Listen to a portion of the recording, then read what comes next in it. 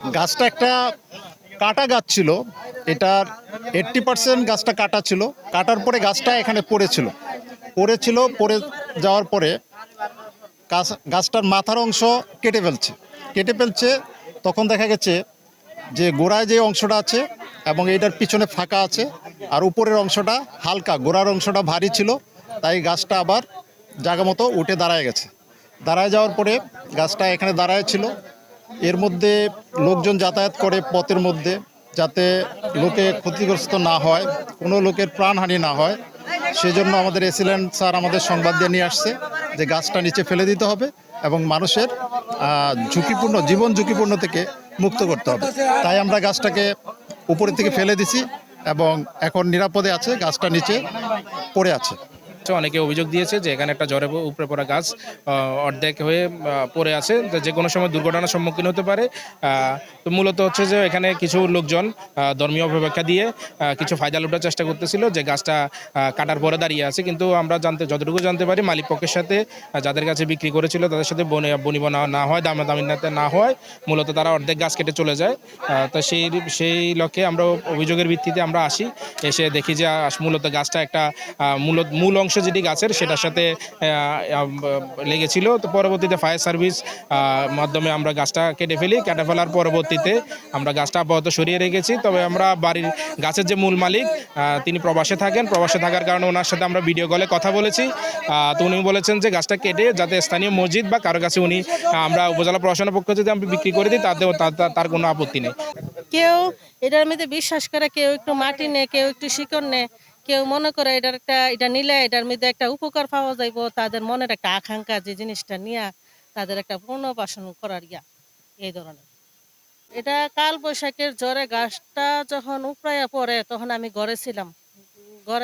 ঘরটা একটা জাহি হাইছে, তখন আমরা বেরিয়ে দিই গাছটা উল্টের দিকে পড়ে গেছে। আর এই গাছটা পড়ার পরে তখন কাঠুরি আইন এটা কাটা হইছে। কাটার পরে মাসখানেক পরে বিক্রির জন্য ব্যাপারী আনা হয়েছে। ব্যাপারী যেদিন আনছে ওই দিন গাছটা দামাদর করে গেছে, ৩৬,০০০ টাকা অলরেডি বিক্রি হয়েছে। যেদিন বিক্রি করছে আসরের পরে মাগরিবের আগে গাছটা নিজে নিজে দাঁড়াই গেছে। এই শেকড়গুলো উপরের দিকে আসছিল, শেকড়গুলো যেভাবে উপরে দিলে আবার পুনরায় স্থাপন হয়েছে জিনিসটা, এবং কাটা অবস্থানে আছে, আর এখন নতুন করে কুড়ি মেলছে। মানুষজন এটা তাদের একটা বিশ্বাস ভক্তি আসছে যে এটার মধ্যে কোনো কিছু আছে। এর জন্য শত শত মানুষ আসে, দেখে, এবং এই জিনিসটা কি এটা তদন্ত করার জন্য, সত্যি নাকি মিথ্যা যাচাই করার জন্য সম্মুখীনে সরাসরি দেখতে আসে আর কি। করলাম যদি যদি আল্লাহ মনের আশা পূর্ণ করে, তো এক দেখ সিন্নি রান্দা দেবো। হ্যাঁ, মনত করে গেছে যদি আমার মনের আশা পূর্ণ করে আল্লাহ। আমরা না আইছে 4-5 জন আইছে। আচ্ছা, জট নিলাম, যদি আল্লাহ করে তো দেবো কইছি সিন্নি রান্দা। আইসি মাঝে পড়তে শুনিয়া আয়া কইতো গাছ কান দিকে আয়, সালাম আলাম কইরে সালাম আলাম করলাম, গাছে একটু জল নিলাম। আর যদি আশা পূর্ণ করে তে আল্লাহর রহমতে এক দেখছি নিরেন এখানে লইয়াম।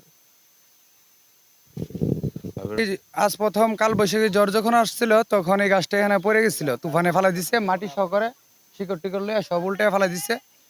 প্রায় 1.5-2 মাস এই জায়গায় গাছটা পড়ে রয়েছে।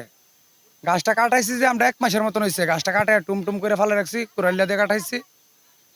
কিছুদিন আগে 37,000 টাকা গাছটা, কুরবানিদের 3 দিন আগে 37,000 টাকা দুপুর টাইমে গাছটা কিনে বেচে হয়েছে। 37,000 টাকা বিক্রি করছে।